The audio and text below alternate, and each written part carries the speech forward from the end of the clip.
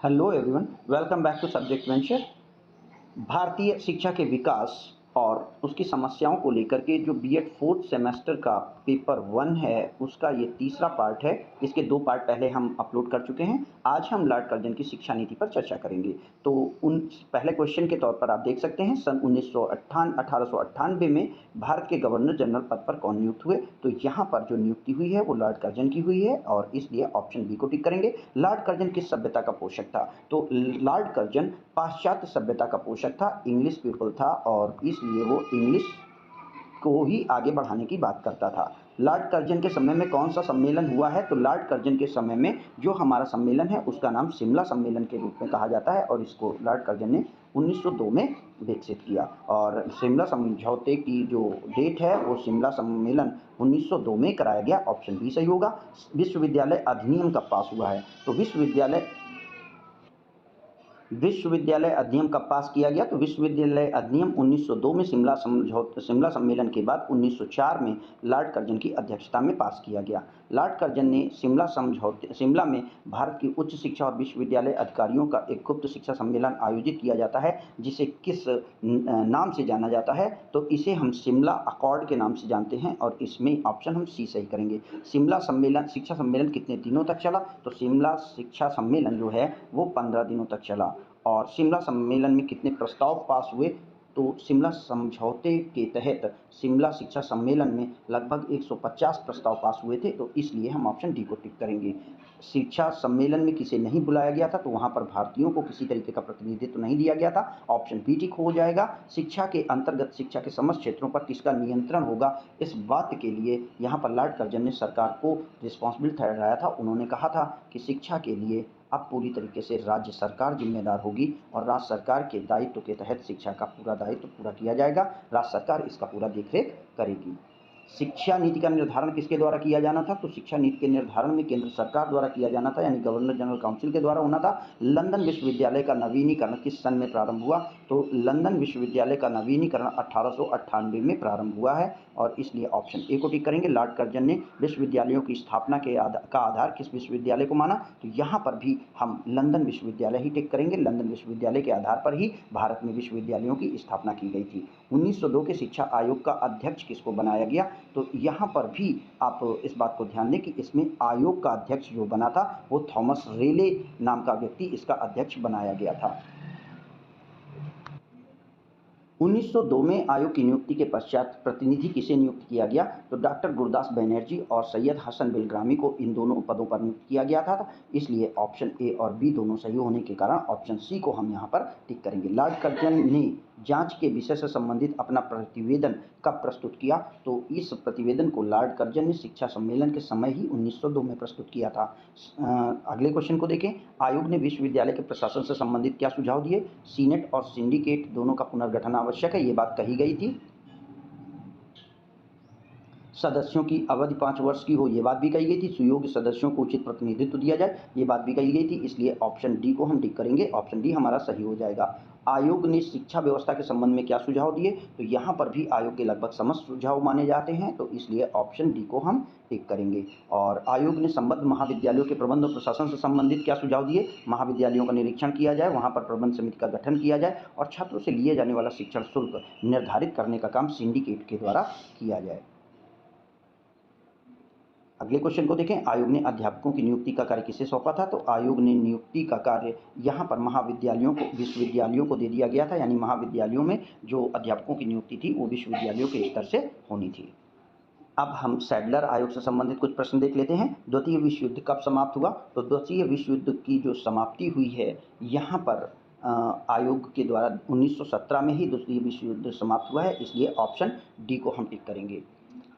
अगला क्वेश्चन है, कलकत्ता विश्वविद्यालय के उप कुलपति कौन थे? तो कलकत्ता विश्वविद्यालय के उप कुलपति के तौर पर आशुतोष मुखर्जी जी विद्यमान थे, इसलिए हम इन्हें आशुतोष मुखर्जी जी को टिक करते हुए ऑप्शन बी को टिक करेंगे।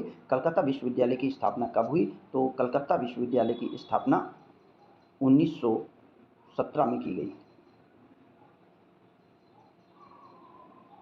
लीड्स विश्वविद्यालय के उप कुलपति कौन थे?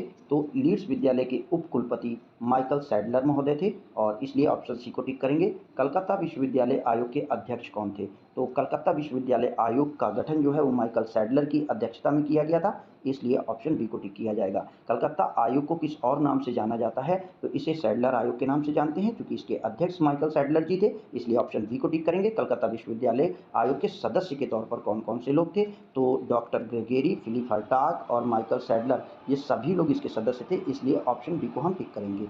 सैडलर आयोग के जांच के विषय क्या थे? तो सैडलर आयोग की जो बात थी, जो उद्देश्य इनको दिए गए थे, वो विश्वविद्यालय की स्थिति और आवश्यकताओं की जांच, विश्वविद्यालय की समस्याओं का समाधान और विश्वविद्यालय पर उपस्थित प्रश्नों का रचनात्मक नीति पर सुझाव, यानी प्रश्न पत्र की संरचना कैसे की जाए, इस विषय पर भी इसे सुझाव देने थे। तो इसलिए ऑप्शन डी बिल्कुल सही होगा और हम सभी को टिक करेंगे। सैडलर आयोग ने अपनी रिपोर्ट कब प्रस्तुत की? तो सैडलर आयोग की रिपोर्ट प्रस्तुत करने का जो समय है वो अप्रैल 1920 है और इसीलिए हम डी को टिक करेंगे। सैडलर आयोग की रिपोर्ट कितने भागों में विभाजित थी? तो यह रिपोर्ट 14 भागों में विभाजित थी, इस बात को याद रखेंगे। आयोग द्वारा माध्यमिक शिक्षा के क्या दोष बताए गए? तो आयोग के द्वारा ये बताया गया कि यहाँ पे गुणात्मक उन्नति नहीं हुई है, योग्य अध्यापकों का अभाव है और शिक्षण सामग्री और शिक्षण साधनों का अभाव है। इस तरीके से उपर्युक्त सभी को यहाँ पर भी टिक करते हुए ऑप्शन डी को टिक करेंगे। आयोग ने माध्यमिक शिक्षा के संबंध में क्या सुझाव दिए? तो यहाँ पर भी अगर सुझावों को देखें तो गैर सरकारी और माध्यमिक स्कूलों को उदारतापूर्वक अनुदान दिया जाए, स्नातक कोर्स 3 वर्ष का हो, ठीक है, इंटर कॉलेजों में इंजीनियरिंग और चिकित्सा वाणिज्य की शिक्षा दी जाए। यहाँ पर भी हमारा ऑप्शन डी ही सही हो जाता है। कलकत्ता विश्वविद्यालय के क्या दोष हैं? तो कलकत्ता विश्वविद्यालय के दोष के तौर पर हम यहाँ पर उन्होंने बताया था कि यहाँ पर छात्रों की संख्या आवश्यकता से अधिक है और इस तरीके से ऑप्शन ए को हम टिक करेंगे।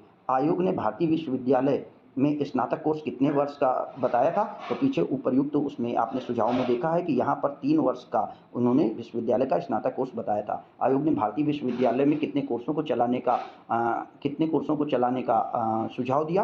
तो यहाँ पर आयोग ने पास कोर्स और ऑनर्स कोर्स दोनों कोर्स चलाने का सुझाव दिया, तो इसलिए ऑप्शन ए और बी दोनों सही होकर के हमारा सही उत्तर सी हो जाएगा।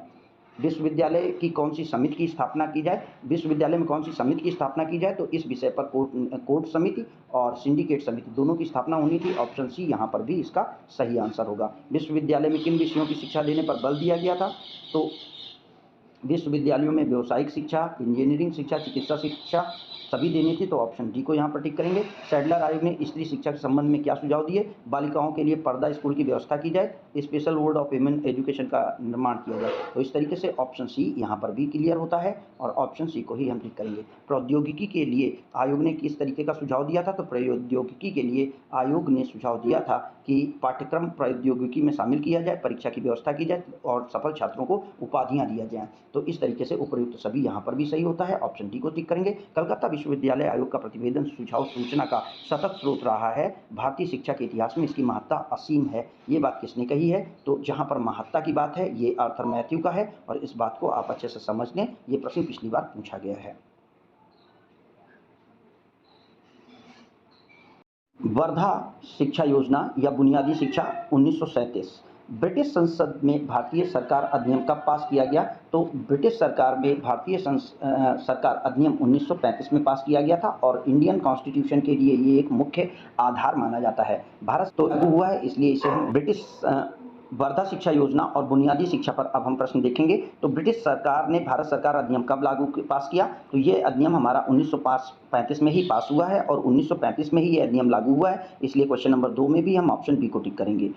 हरिजन नामक पत्रिका का प्रकाशन कब प्रारंभ हुआ? तो हरिजन नामक पत्रिका का प्रकाशन महात्मा गांधी जी के द्वारा जुलाई 1937 में प्रारंभ किया गया, ऑप्शन सी को टिक करेंगे। अखिल भारतीय शिक्षा सम्मेलन कहाँ पर हुआ? तो अखिल भारतीय शिक्षा सम्मेलन जो कि इस समय लागू हुआ ये गुजरात में हुआ है और इसका स्थान वर्धा था, ये इसलिए हम यहाँ पे प्रदेश दिया गया है, हम ऑप्शन ए को टिक करेंगे। अखिल भारतीय शिक्षा सम्मेलन कब प्रारंभ हुआ? तो ये सम्मेलन हमारा 22-23 अक्टूबर 1937 में प्रारंभ हुआ है। अखिल भारतीय शिक्षा सम्मेलन का आयोजन किसने किया था? तो ये सम्मेलन जो किया गया था ये वर्धा के मारवाड़ी स्कूल ने किया था और इसलिए ऑप्शन सी टिक करेंगे। अखिल भारतीय शिक्षा सम्मेलन को किस नाम से जाना जाता है? तो इसे वर्धा शिक्षा सम्मेलन के नाम से जाना जाता है। साक्षरता ना तो प्रारंभ है ना तो अंत, यह विभिन्न साधनों में से एक साधन है जिसका पुरुष और स्त्रियों द्वारा शिक्षित किया जा सकता है। ये कथन किसका है? तो ये कथन हमारे महात्मा गांधी जी का है और ये प्रश्न भी पिछले वर्ष पूछा जा चुका है। ये बात याद रखें। अखिल भारतीय सम्मेलन में गांधी जी ने कौन सी योजना प्रस्तुत की? तो गांधी जी ने बेसिक शिक्षा की योजना अखिल भारतीय शिक्षा सम्मेलन में प्रस्तुत की है। और अगले क्वेश्चन को देख लेते हैं। वास्तविक शिक्षा वह है जो बालक को आध्यात्मिक, बौद्धिक और शारीरिक क्षमताओं को अंदर से बाहर की ओर प्रकट करे। यह कथन किसका है? तो यह कथन भी गांधी जी का है, यानी अंतर्निहित शक्तियों को बाहर की ओर प्रकटीकरण। तो यहाँ पर ये बात क्लियर हो जाती है। उसके बाद 11 नंबर क्वेश्चन पे देखें, वर्धा शिक्षा किस पर आधारित थी? तो वर्धा शिक्षा में शिल्प भी था, निःशुल्क भी थी और प्राथमिक शिक्षा भी थी। तो ये उपर्युक्त सभी सही हो जाएगा। ऑप्शन डी को टिक करेंगे। यहाँ पर 17 ऑप्शन देख लेने के बाद ही आप टिक करें। शिक्षा सम्मेलन में गांधी जी ने किस पर बल दिया? निःशुल्क शिक्षा, अनिवार्य शिक्षा और प्राथमिक शिक्षा पर। उपर्युक्त सभी सही हो जाएगा। ऑप्शन डी को बिल्कुल सही मानेंगे। गांधी जी के अनुसार निःशुल्क और अनिवार्य शिक्षा कितने वर्ष की होनी चाहिए? तो गांधी जी के अनुसार निःशुल्क और अनिवार्य शिक्षा 7 वर्ष की होनी चाहिए। ऑप्शन डी सही हो जाता है। गांधी जी ने शिक्षा का माध्यम किसको बताया? तो गांधी जी के अनुसार जो शिक्षा का माध्यम होना चाहिए वो मातृभाषा होना चाहिए, और इसलिए ऑप्शन ए को सही करेंगे। शिक्षा का केंद्र बिंदु किसे कहा गया है? तो गांधी जी के अनुसार शिक्षा का केंद्र बिंदु वर्धा शिक्षा सम्मेलन के अनुसार हस्तशिल्प को माना गया, और हस्तशिल्प ही इसके लिए आधार थी। नई तालीम योजना को तैयार करने के लिए कौन सी समिति गठित की गई? तो यहाँ पे डॉक्टर जाकिर हुसैन समिति का गठन हुआ था, इसलिए ऑप्शन सी को सही करेंगे। ये भी प्रश्न पिछली बार पूछा जा चुका है। डॉक्टर जाकिर हुसैन समिति की अध्यक्षता किसके द्वारा की गई? नाम से क्लियर है, इसकी अध्यक्षता डॉक्टर जाकिर हुसैन ने की है। जाकिर हुसैन समिति का गठन कब किया गया? इसका गठन 1937 में किया गया।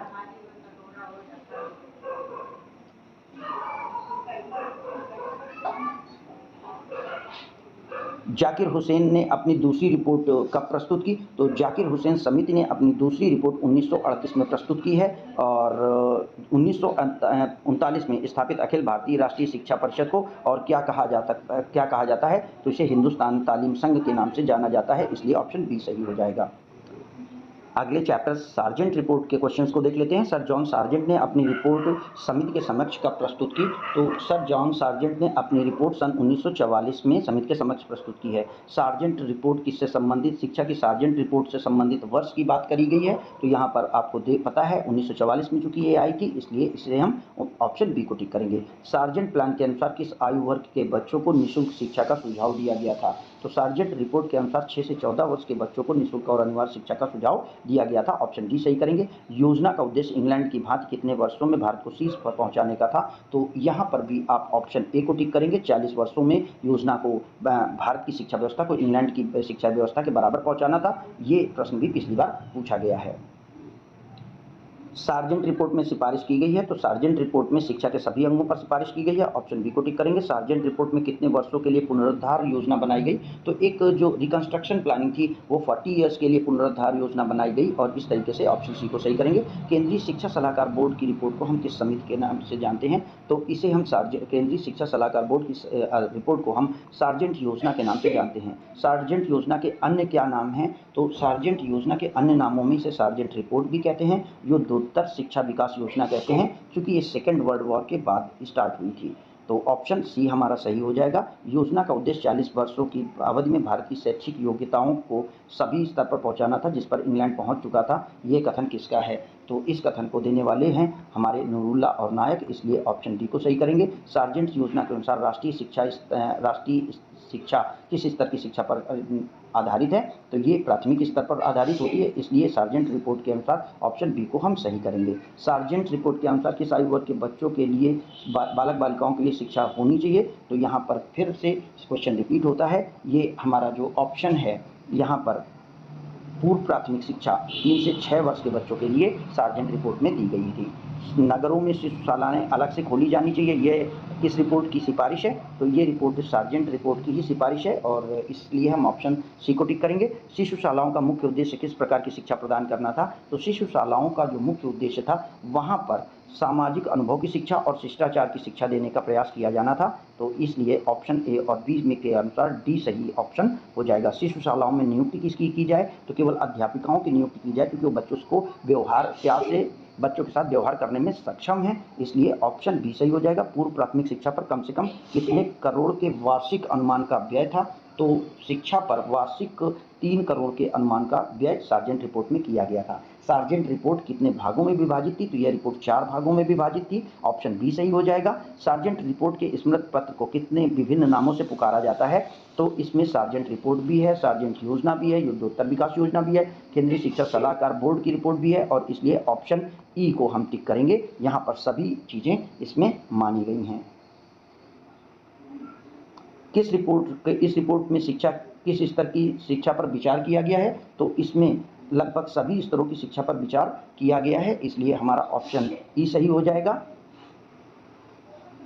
बेसिक शिक्षा किस माध्यम से दी जानी चाहिए? तो इसके उत्तर में उन्होंने मातृभाषा और अंग्रेजी माध्यम दोनों शिक्षाओं पर विचार किया है, ऑप्शन डी को सही करेंगे। पूर्व माध्यमिक, प्राथमिक, हाई स्कूल स्तर की शिक्षा का माध्यम क्या होना चाहिए? तो सार्जेंट रिपोर्ट के अनुसार इनका माध्यम मातृभाषा होना चाहिए और इस तरीके से हमारा ऑप्शन डी सही हो जाएगा। तो यहाँ पर हम अपना ये वीडियो वाइंड अप करते हैं। अगले वीडियो में हम राधाकृष्णन आयोग और आगे के आयोगों पर चर्चा करेंगे। तब तक के लिए धन्यवाद।